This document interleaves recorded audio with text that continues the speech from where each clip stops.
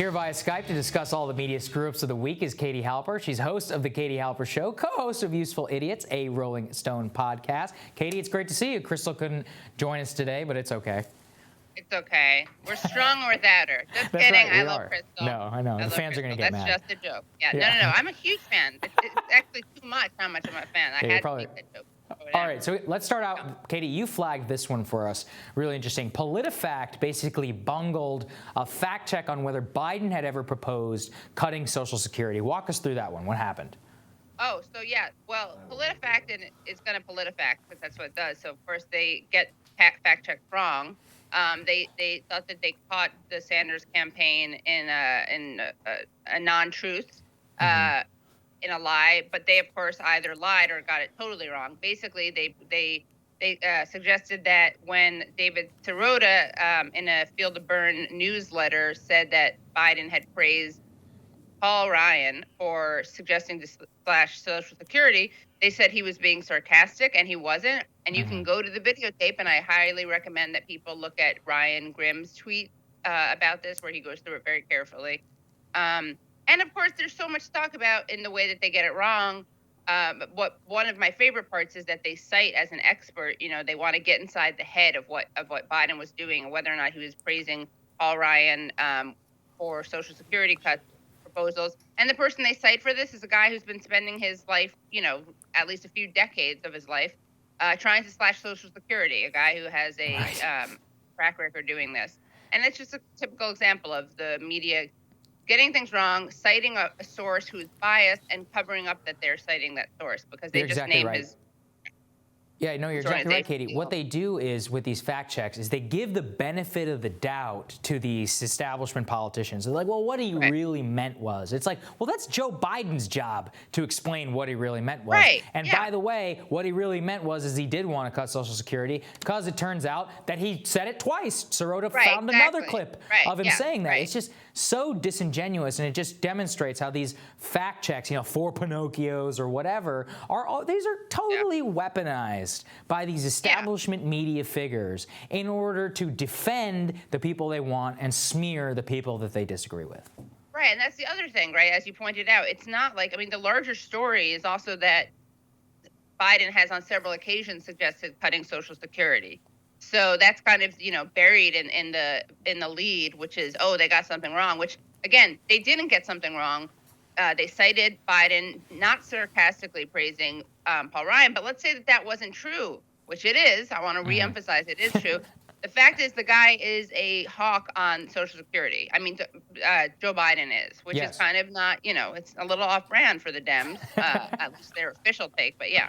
So right, no, it's like, okay, it's like, listen, if you want to own that, then just own it. Honestly, if you probably go and ask Biden about it, he'd be like, yeah, I was for cutting it or whatever, and Politifact would look like fools. So here we are. That's how normally. It depends how long you let Biden speak, because if you let him speak out more than like 5 minutes, he's going to get to the truth that he may start out hiding at the beginning of his spiel, but it comes out. It's great.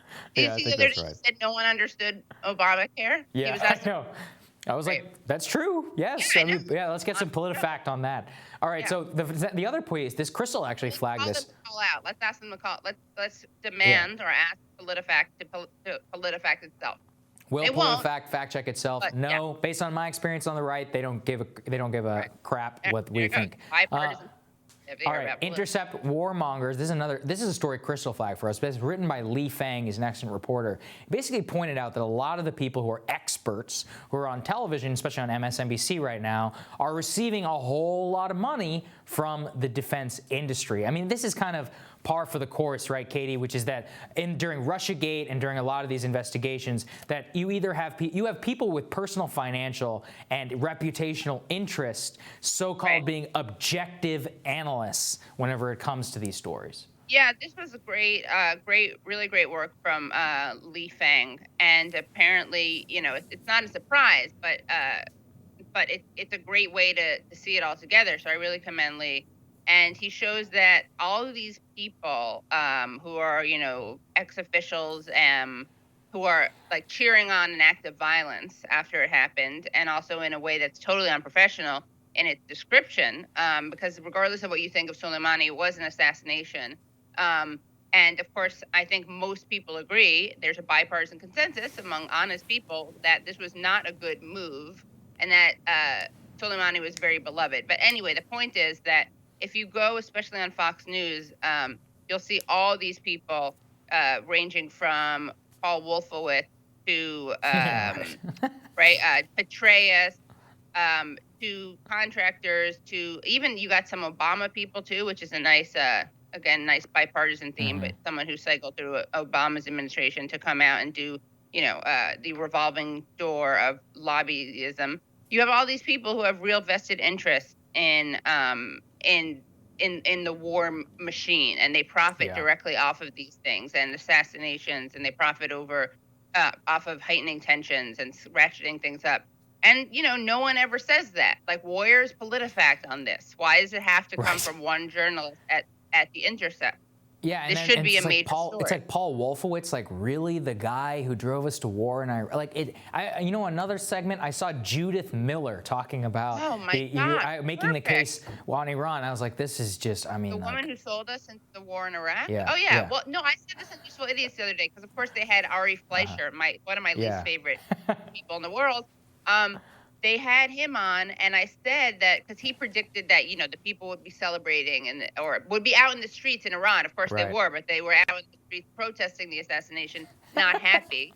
And I said that in a way he is a very good predictor, because if you just take what he says and flip it the opposite, then he is right. So he said that we would be greeted as liberators in Iraq, and of course look what happened there. And now he's saying that great thing for Iran, and they're happy about it, and look what happened there. So yeah, you have him, and I mean, this is you have someone, as I said, someone from the Jay Johnson, former Homeland Security for Obama. He was on Meet the Press. He said it was a lawful military objective, and the president, under his constitutional authority as commander-in-chief, had ample domestic legal authority to take him out without an additional congressional authorization. Now that's that's more measured, because that's the Democrat version, right? But it's still signing off on what the president did. And listen to where this guy comes from. He joined the board of directors of Lockheed Martin. Shocker. After, I know. Katie, I aspire to their level of shamelessness. I hope one day I can take millions of dollars from somebody and still shill for them as an objective analyst. I really do. I aspire to that. Yeah. So. Yeah. All right, Katie. Always great talking to you. Yeah, you too. All right. We'll see you later.